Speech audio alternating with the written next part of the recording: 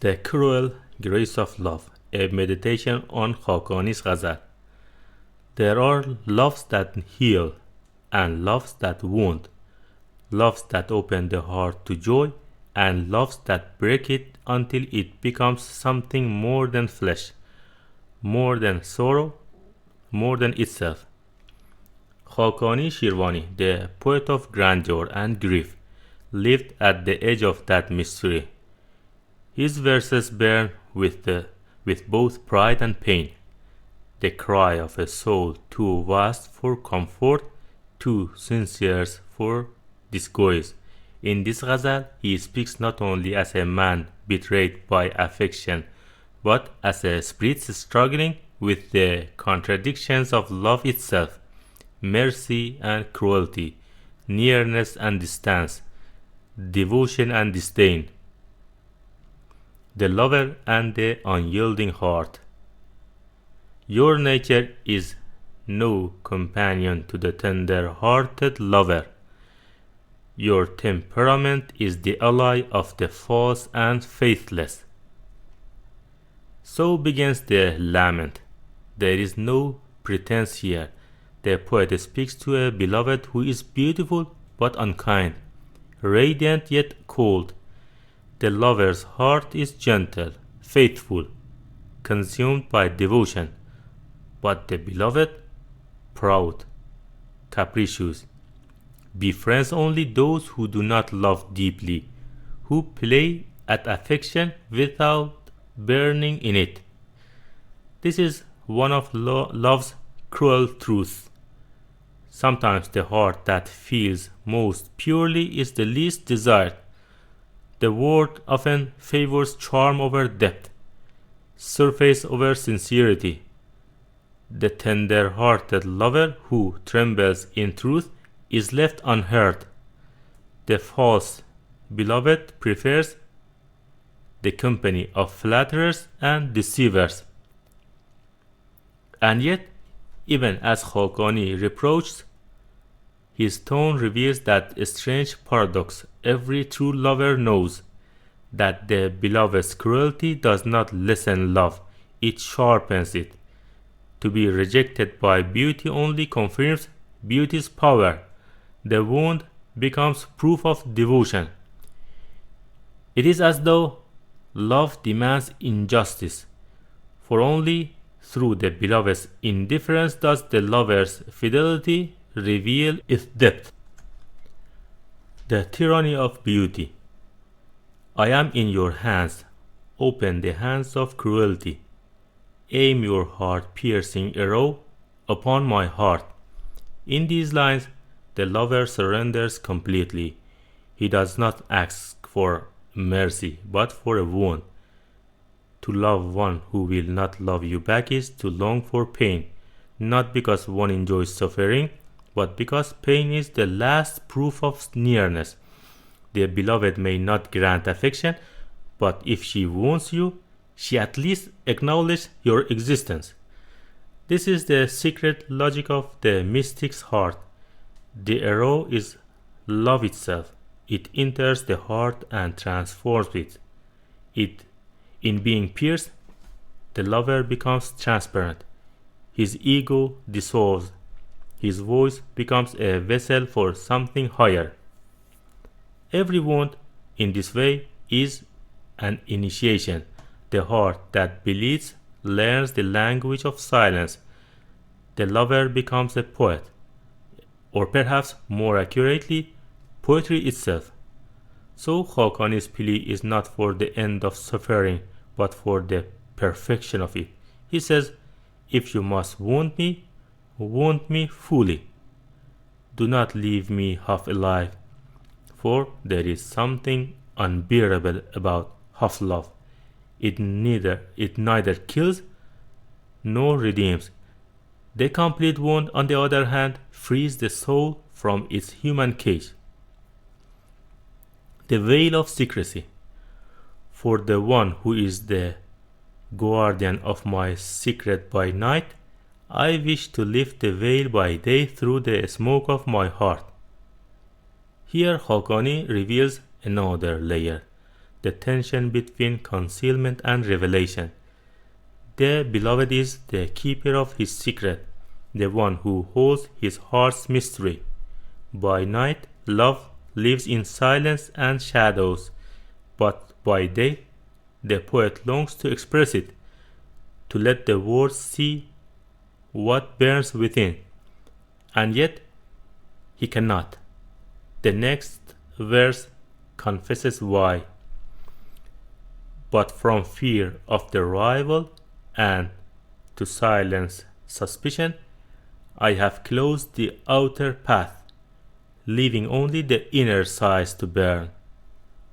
How perfectly this captures the loneliness of love that must remain hidden. The lover cannot speak, cannot approach, cannot show his devotion. The world would mock, the rivals would interfere, the beloved might turn further away. So he keeps his passion within, feeding it with breath, keeping it alive through sighs. The outer road is blocked, but the inner one remains, a path paved with tears, dreams, and silence, and in that inwardness something profound happens. Love turns inward and becomes contemplation. Every secret unspoken becomes prayer. Every sigh turns into light. This is how unfulfilled love matures into wisdom. It ceases to change and begins to behold. The beloved, once a person, becomes a presence that lives within the heart's chamber. Love no longer depends on proximity. It becomes being itself. The price of longing. How can the heart know the worth of your passion? How can the shell comprehend the value of the pearl that glows at night? Here Khaqani speaks not only to the beloved, but to the world, ordinary, shallow, occupied with trifles, cannot understand the magnitude of true love. Only the lover knows what it costs to carry such fire.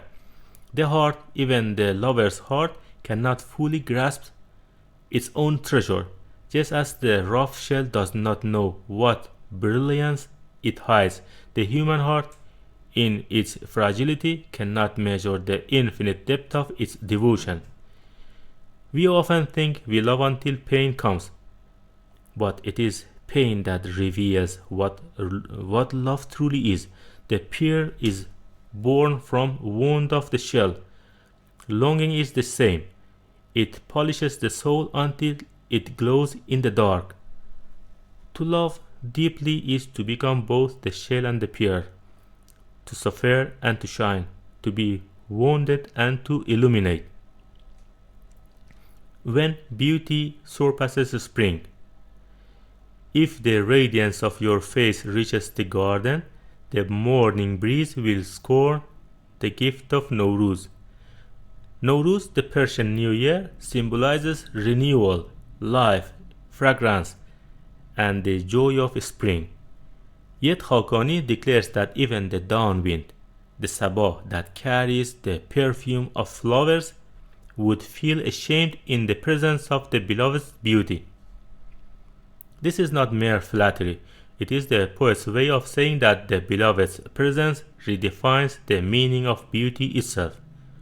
For the lover, the natural world, its seasons, its blossoms, its music, pales beside the face of the one he adores.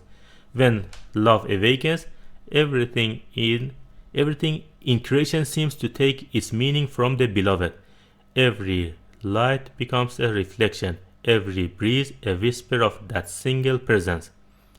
In this sense, the beloved is not only a person, but the embodiment of the world's secret harmony, the mirror through which the divine beauty becomes visible. When Khaqani says that the breeze would reject its own gift, he is saying that love transforms all values. What once seemed radiant now feels dim beside the flame of devotion. Such is the alchemy of the heart. It replaces the world's standards with its own. It teaches us that beauty is not in form but in affection, not in what we see but in how we see. The faithful heart. As long as Khaqani's heart belongs to you, it shall not turn away. Perhaps your heart of malice will one day yield to love. This final couplet breathes both pain and hope, a closing whisper of faith in the face of despair. The lover declares his constancy. He will not withdraw his heart, no matter the rejection, no matter the cruelty. His love is not a contract but a vow, a silent, eternal promise. And yet there is also a subtle prayer. Maybe someday your heart will soften. Maybe love will awaken in you too. There is no demand, no anger left, only endurance. This is what love becomes at its highest stage. Patience without expectation. The lover no longer asks to be loved. He asks only to keep loving. Khaqani, who lived a life full of bitterness, betrayal, and exile, understood this truth deeply.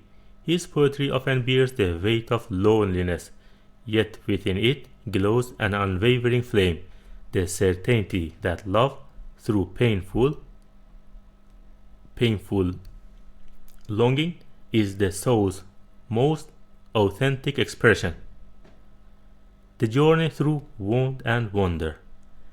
When we read this ghazal as a whole, we can feel its movement from reproach to surrender, from outward pain to inward illumination.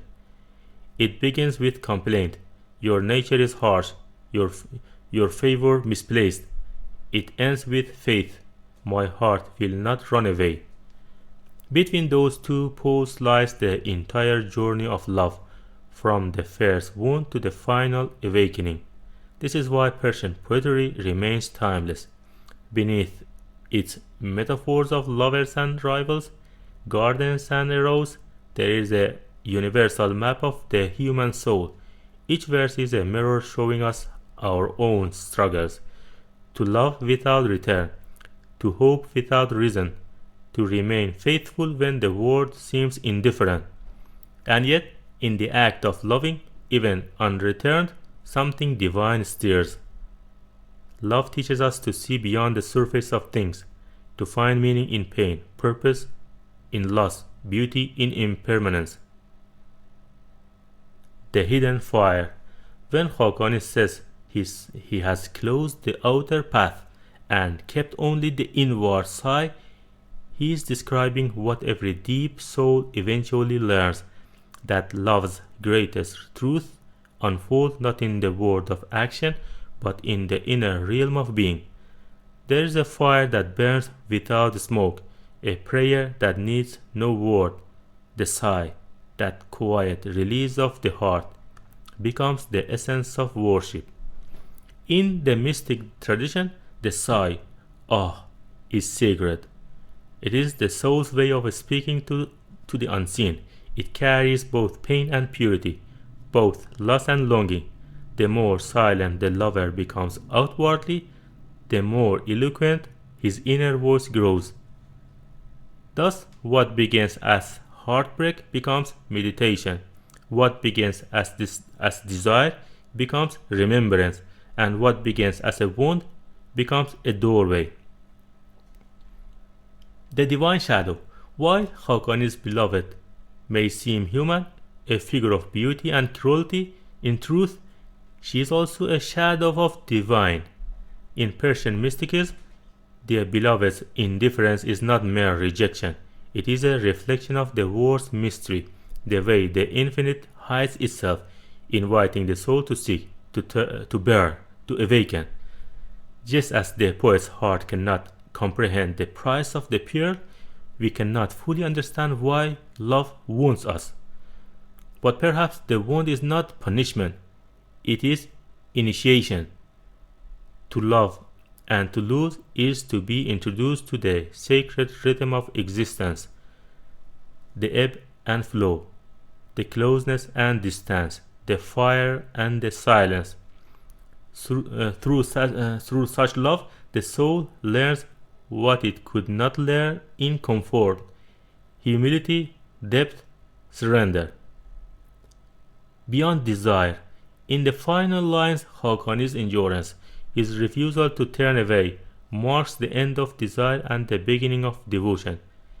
Desire wants possession, devotion wants only presence. Desire says, love me. Devotion says, let me love you, no matter the cost.